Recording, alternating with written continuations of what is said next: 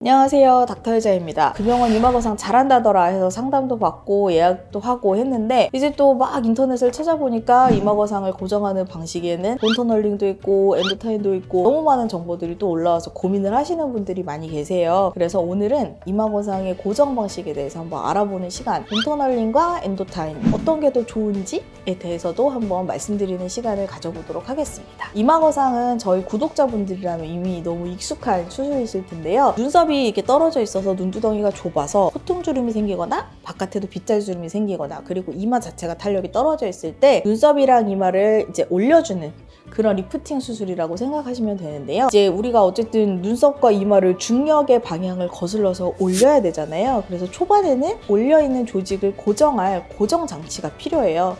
그때 쓰는 게 본터널링이랑 엔도타인 이 두 개가 가장 대표적인 고정 방식이고요.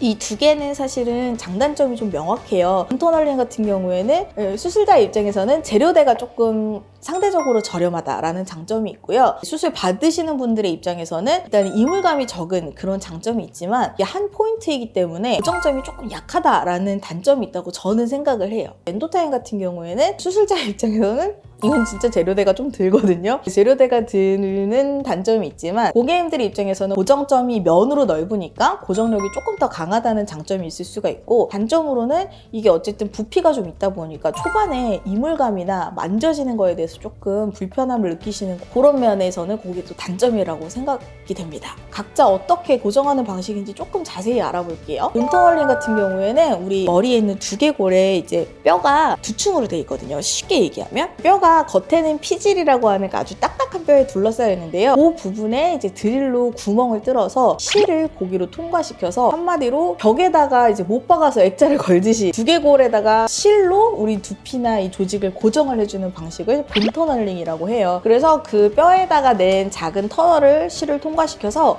이제 이 두피 조직에서는 가장 단단한 조직인 뼈막, 골막을 물어서 이제 묶는 거죠. 그러면 이제 여기에 쫙 올라가면서 붙게 되는 그런 방식인데요. 본터널링은 사실 고정이 점으로 되는 거거든요. 그 물고 있는 점이 한 포인트가 되기 때문에 고정점을 여러 개 만들어줘야 좀 안정적인 고정력을 가질 수가 있어요. 그래서 저 같은 경우에는 사실 본터널링을 한 포인트 정도에 하고 가장 이제 키가 되어야 하는 이 눈썹 산, 잘 올려야 되는 부위에는 엔도타인을 쓰는데요.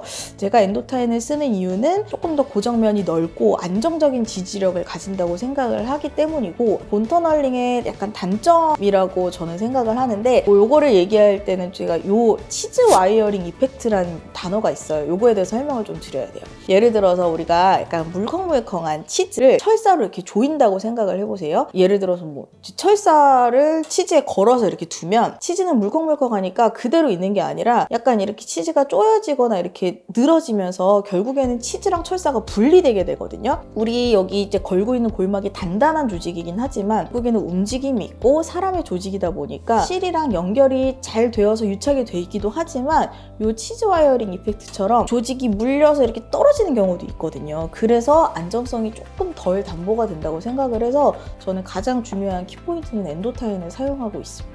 또 이제 두 번째로 엔도타인은 그러면 어떻게 시술을 하느냐, 그 엔도타인이라고 하는 세모 모양의 고정 핀을 사용해서 여기에다가 직접 조직을 옷걸이에 이렇게 걸듯이 걸어주는 방식이고요. 엔도타인 어떻게 생겼는지 궁금하신 분들은 제가 해자 실험실에서 보여드린 바가 있으니까 이 링크를 한번 찾아서 보시면 직접 보실 수 있습니다. 이거는 이제 삼각형으로 생겨서 돌기가 여러 개가 있거든요. 이 고정점이 딱 점이 아니라 이렇게 삼각형의 면으로 되기 때문에 고정력이 훨씬 더 강하다는 장점이 있어서 제가 엔도타인을 애용하는 이유가 되고요. 요거는 생분해성 물질이기 때문에 시간이 지나면 몸 안에서 녹아서 물이랑 이산화탄소로 없어집니다.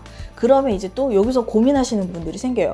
그럼 엔도타인이 없어지면 이 효과가 이제 다시 떨어지는 거 아닙니까? 라고 여쭤보시는데, 엔도타인이 없어질 때쯤 되면 이 안에서 상처의 유착이 완전히 이루어져서 엔도타인이 사라지더라도 그 자리에 그냥 그대로 조직이 붙어 있게 되기 때문에 그거는 걱정을 안 하셔도 됩니다. 그래서 요 이제 이 엔도타인 같은 경우는 이제 손흥민 선수 얼마 전에 여기 안화골절로 수술했잖아요. 그래서 안면골 골절에 쓰는 요 플레이트, 부러진 뼈끼리 붙여주는 그런 플레이트인데 생분해성 플레이트가 있거든요. 그래서 그런 거랑 비슷한 인체의 안정성이 담보된 물질이기 때문에 크게 걱정하지 않고 수술을 받으셔도 된다고 생각을 하고요. 그래서 저 같은 경우에는 기본적으로는 엔도타인을 사용을 하고 본터널링은 보조적인 수단으로 사용을 하지만 정말 피부가 너무 얇아서 이 엔도타인을 쓰면 이물감에 고생을 하실 것 같다. 그 이물감이 조금 예민하시다 하는 경우에는 3점에서 5점 정도 본터널링을 사용하는 방식으로 약간 이렇게 유동성 있게 사용을 하고 있습니다. 어떤 게 더 좋은 수술 방법이냐라고 하신다면 요거는 의사의 주관적인 경험이나 신념에 따라서 답변이 다를 수는 있겠는데요. 저 같은 경우는 앞에서 말씀드린 그런 이유 때문에 엔도타인을 조금 더 주로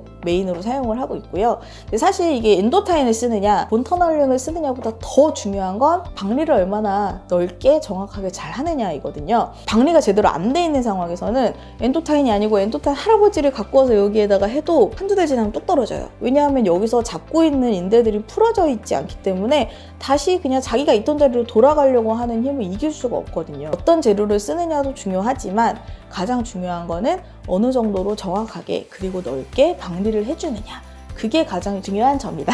이렇게 말씀드릴 수가 있겠습니다. 그래서 이제 본터널링만으로도 좋은 결과를 내시는 선생님들도 계시고요. 그러니까 진료에는 각자의 경험이나 이제 신념 같은 것들이 좀 녹아있기 때문에 저 같은 경우에는 달러도 비싸진 마당에 이 엔도타인도 수입산이거든요. 미국산. 사용을 안 하면 제가 좀 수익적인 면에서는 이로울 수 있지만 이 수입 재료인 엔도타인 사용을 고수하는 이유는 기왕에 수술을 받으실 때 정확한 박리에 더해서 넓은 고정점으로 확실한 효과가 지속되기를 바라는 마음으로 이거를 사용하고 있습니다.